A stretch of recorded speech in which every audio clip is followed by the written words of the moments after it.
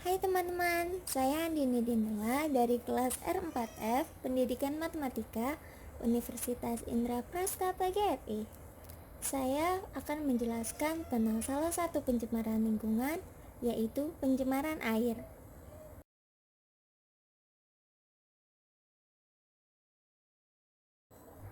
Air merupakan unsur yang sangat penting bagi kehidupan manusia. Manusia tidak mampu bertahan hidup tanpa adanya air. Dengan begitu, dalam rangka mendukung kehidupan populasi manusia yang sehat, sangat dibutuhkan air yang tidak tercemar.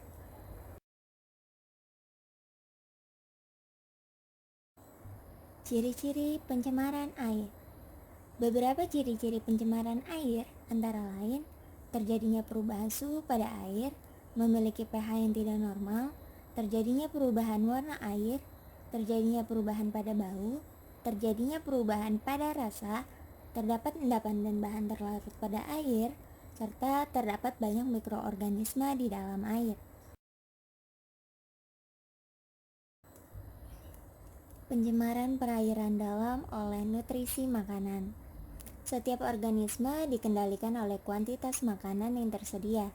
Apabila dari setiap bahan-bahan penting bertambah atau berkurang, maka seluruh sistem akan terganggu. Bayangkan, jika aliran air bersih yang mendukung kehidupan populasi ikan yang sehat, lalu ada yang membuang sampah di dalamnya. Hal ini akan memicu pertumbuhan ganggang dan plankton. Masalahnya, semua organisme ini mengkonsumsi oksigen dalam jumlah yang banyak. Hal ini akan mengakibatkan ikan menjadi lemas dan mati seketika.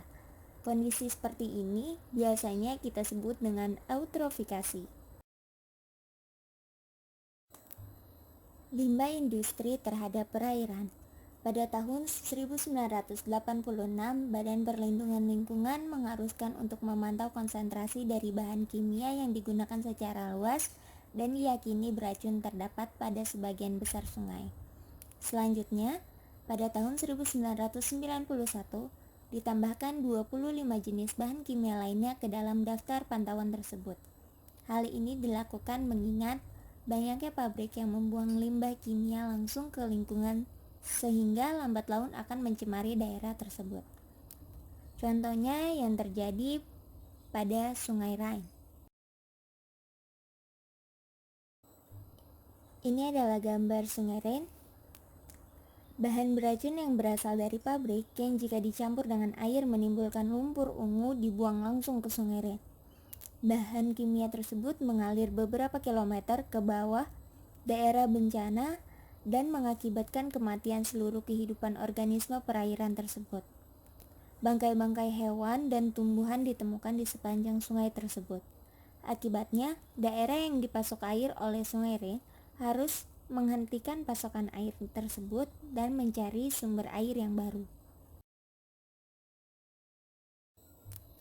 Pencemaran air tanah. Dalam kehidupan sehari-hari, kita mengkonsumsi air untuk kebutuhan tubuh.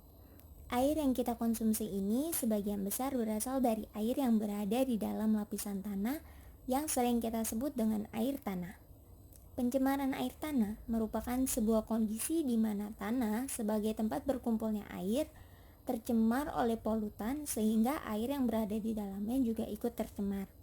Jenis polutan air tanah ada bermacam-macam, di antaranya sampah organik, sampah anorganik, limbah cair, dan air lindi.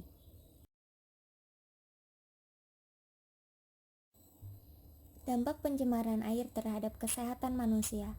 Pencemaran terhadap pasokan air dianggap sebagai penyebab penyakit manusia daripada pengaruh terhadap lingkungan lainnya.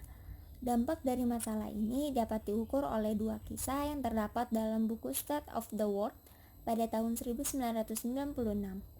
Penyakit infeksi yang tertular melalui air merupakan penyebab utama kematian anak-anak di negara-negara miskin, di mana setiap tahunnya telah menyebabkan kematian pada 10 orang anak dari setiap 1 juta anak muda.